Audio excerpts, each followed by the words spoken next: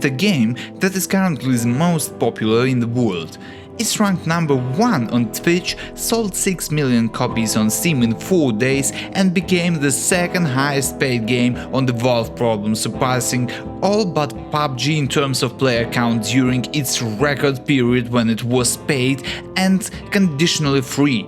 However, the game doesn't stop there and continues to gain popularity. Okay, as I predicted while we were talking, the game has already broken records, leaving only PUBG behind. Maybe this is the new Fortnite that can surpass Epic's project from its pedestal, or perhaps another successful survival games like Valheim once showed from early access. Or maybe it's a new game about Pokemon or Zelda that Nintendo finally released on Steam. Well, no, nothing like that and all at once. Palworld is a game not from Nintendo, but until they are used for copyright, well, you see, it's just a game about Pokemon with Zelda mechanics. But at the same time, it's a survival game where the local Pokemon are almost like a workforce that you can use to develop your camp. You can catch them, feed and make them work, and much more.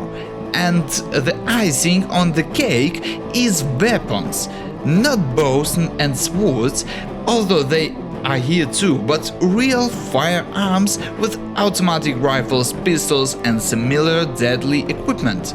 Moreover, with the automatic, not only you can run, but the Pokemon themselves. What the heck? It seems the world has gone crazy. Today we'll talk about the game that has become one of the top 2 most popular games on the Steam platform of all time and the number 1 among paid games in terms of the largest simultaneous online player base in the last 10 years. Without considering that it is available on Xbox Game Pass now. The game has sold over 6 million copies in just 4 days, surpassing Baldur's Gate, Cyberpunk, Hogwarts Legacy, Elden Ring and even Dota 2 in peak simultaneous online players. Perhaps while you're watching this video, the game has already surpassed Counter-Strike as befitting any self-respecting survival game.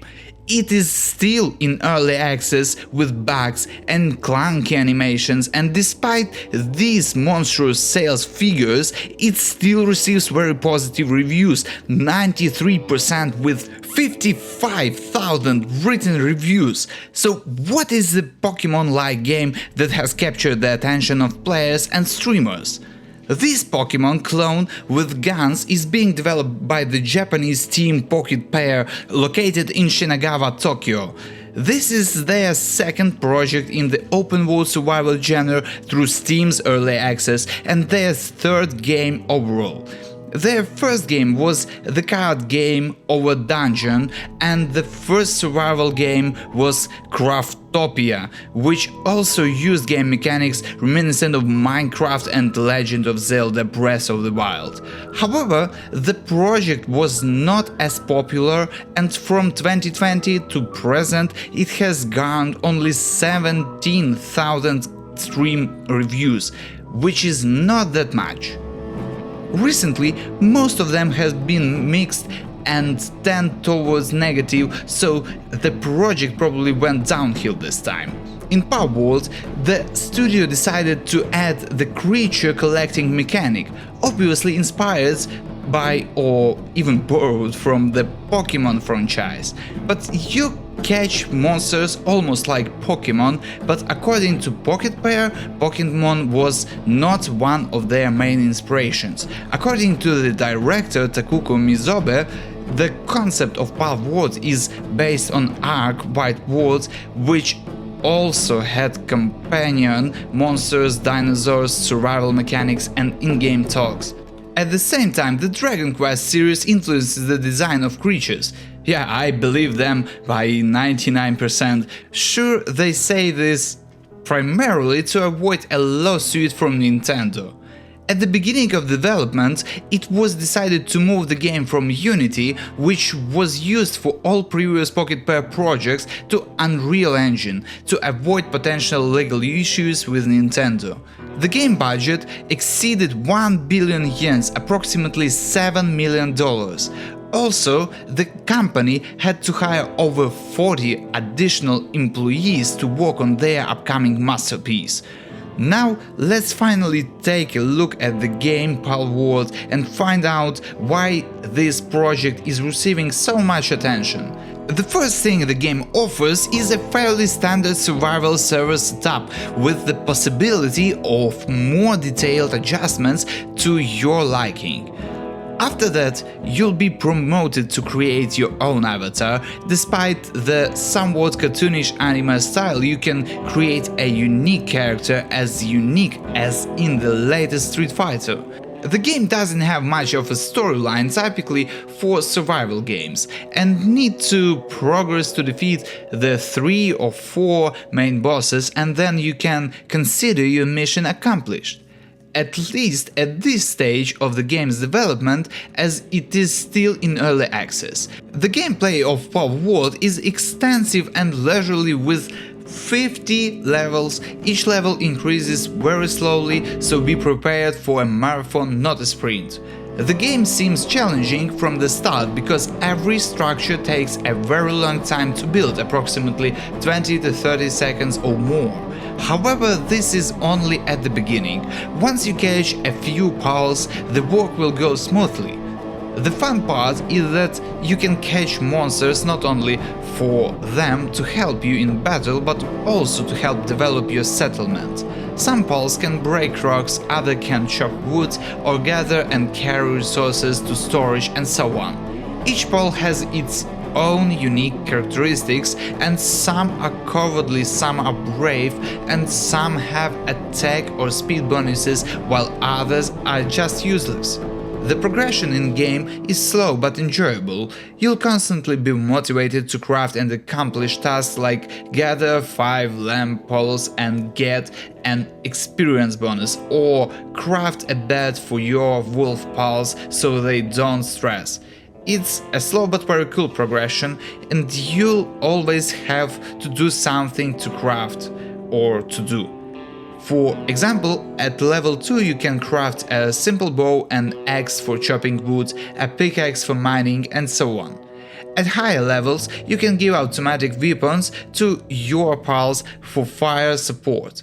Progress is achieving by completing various actions such as crafting, hunting, or catching pals.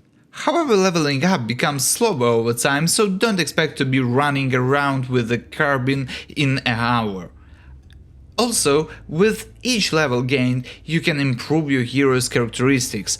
I recommend at least slightly improving the carrying capacity, because at the beginning, structures take a long time to build, about 20 to 30 seconds or more. However, this is only at the beginning. Once you catch a few poles, the work will go smoothly, as I previously said. By the way, not all caught pals will work for you. Only those you give through a special terminal on your farm will work. At the first level of the farm, you can only give 1 creature, at the second 2 creatures, and so on. Levels of your hero and settlement unlock new crafting possibilities. The combat system in the game is quite understandable and straightforward. Attack or shoot, block, roll and glide in a Zelda style, which allows you to quickly escape from the battle or plan between mountains for faster movement. But over time your pals will become more powerful than you, so don't worry too much about it. As long as you progress gradually and don't rush into danger, because like in the same forest after death, all your belongings will fall out and you'll have to retrieve them. Also, once again, just like in the same forest, there are raids on your base, so that your life is not too dull and safe. This is common in most survival games, so you need to be mentally and physically prepared to build necessary structures, choose a powerful Pokemon counterpart that will help repel attacks, and of course level up and select the right technologies for skill points. Regarding the game cycle, at the beginning your life will revolve around upgrading your base. However, with time, thanks to your pals, you'll be able to travel more, and your little helpers will build everything and gather resources for you, which is very convenient and something I personally missed in other games of the same genre. The main thing is to build necessary facilities where your pals can gather berries, chop wood, etc. while you explore. At this stage, although the world may seem a bit empty, I wouldn't say this is a problem, as it's typically for most early access survival games. It is important to remember that it's still in early access, and even in this case, it's well throughout. You'll encounter traders, poachers, various thieves, and other interesting situations from time to time. In short, the scale is not yet enough, just like in most similar early access survival games, but the direction of the project's development is very clear and intriguing me. What I really miss right now in the development of pals is the evolution aspect, similar to Pokemon, where a small pal could evolve into a bigger one.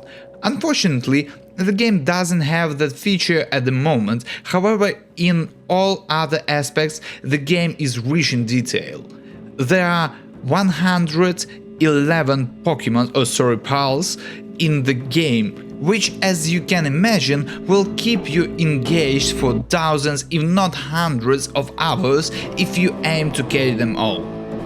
Each pal is unique with its own buffs and debuffs. They can break a leg from work, be stronger than others of their kinds, and more. You can even give some of them weapons or ride on them, as they are flying and riding monsters in the game. You can also craft a special drill to use a fire-breaking pole as flamethrower. However, the game is not as friendly and cheerful as it may seem at the first glance due to its visual.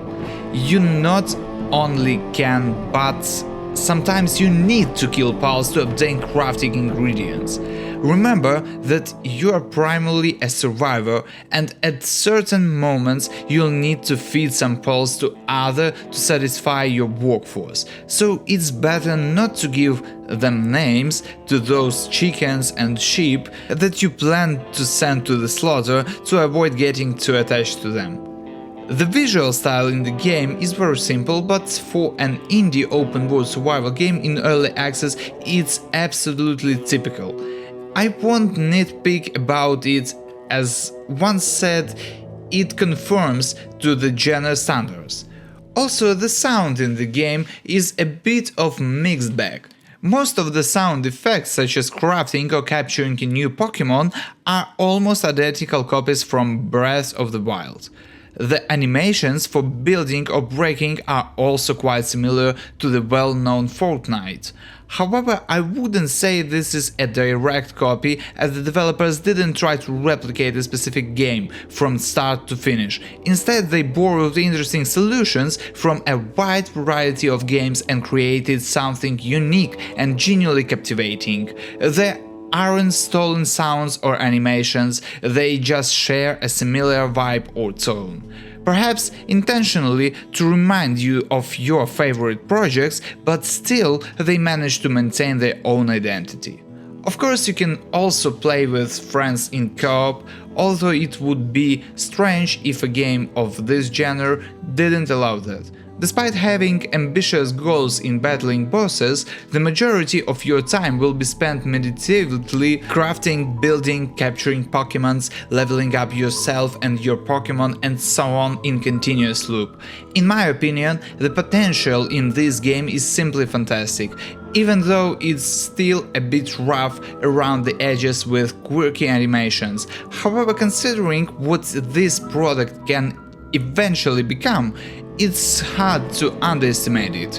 It already has incredibly addictive game. This is coming from someone who generally doesn't enjoy survival games. The game simplifies a lot of routine tasks thanks to polls, allowing you to explore the world and enjoy the adventure of discovering new polls. It's incredibly cool, and I believe this project has the potential to not only survive but also thrive. It might become a fantastic game in the future. As for now, some Xbox players claim they can't download the game on Game Pass and it's not available in the store, while others report that it's still visible for them. It could be a bug or an issue related to Nintendo's copyright claims. In any case, don't miss your chance, however, keep in mind that the game is already incredibly cool, and we are not just talking about what it might become in the future. It's already awesome. So goodbye and take care, and